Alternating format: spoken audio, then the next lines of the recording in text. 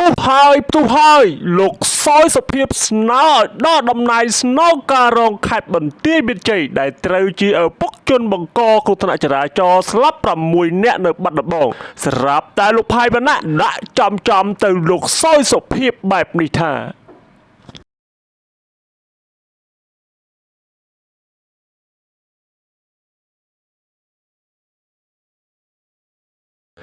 ប្រិយមិត្តទាំងអស់ជាទីមេត្រី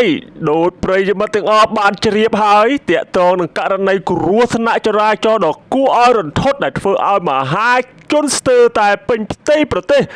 កោលទោសទៅលើអ្នកបង្កគ្រោះថ្នាក់ចរាចរណ៍ដែលកើតឡើងនៅឯខេត្តបាត់ដំបងបណ្ដាលឲ្យស្លាប់6នាក់រួមទាំងកូនក្នុងផ្ទៃ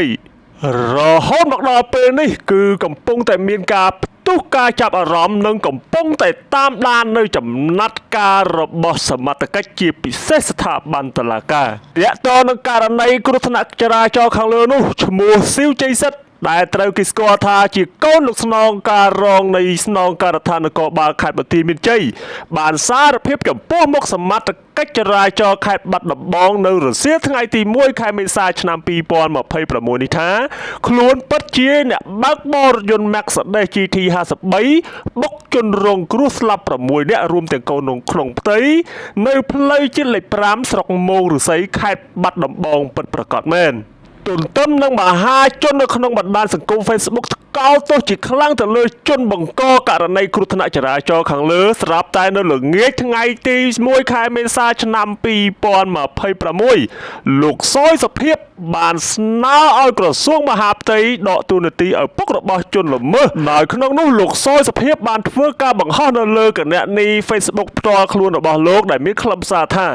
ខ្ញុំស្នើសុំឲ្យក្រសួងមហាផ្ទៃដកតួនាទីឪពុកជនល្មើសផងដែរមុនបន្តដំណើរការក្តីតាមផ្លូវតុលាការស្រាប់តែមហាជននៅក្នុងបណ្ដាញសង្គម Facebook គឺមានការផ្ទុះការរិះគន់ខ្លាំងមែនទែនទៅលើលោកសោយសុភាពដែលអ្នកខ្លះបញ្ចេញមតិបែបនេះថាខ្ញុំគាំទ្រលើចំណាត់ការជនបង្កតែខ្ញុំមិនគាំទ្ររឿងទាញឪពុកជនបង្កមកពាក់ព័ន្ធទេអ្នកខ្លះទៀតបន្តថាកូនខុសទាមទារដកឪចុះបើអ្នកកាសែតខុស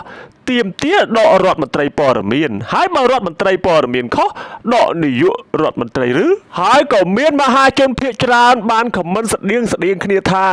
លើសហើយពូភាពជាមួយនឹងករណីដែលលោកសោយសុភាពធ្វើការបង្ហោះសារនេះស្រាប់តែលោកផៃវណ្ណៈក៏បានដាក់ចំទៅលោកសោយសុភាពបែបនេះផងដែរថាលើសហើយពួកម៉ាក់កូនមកទទួលខុសត្រូវចំពោះមុខច្បាប់ហើយឪពុកម្ដាយមិនពាក់ព័ន្ធទេកុំពង្រីកបញ្ហា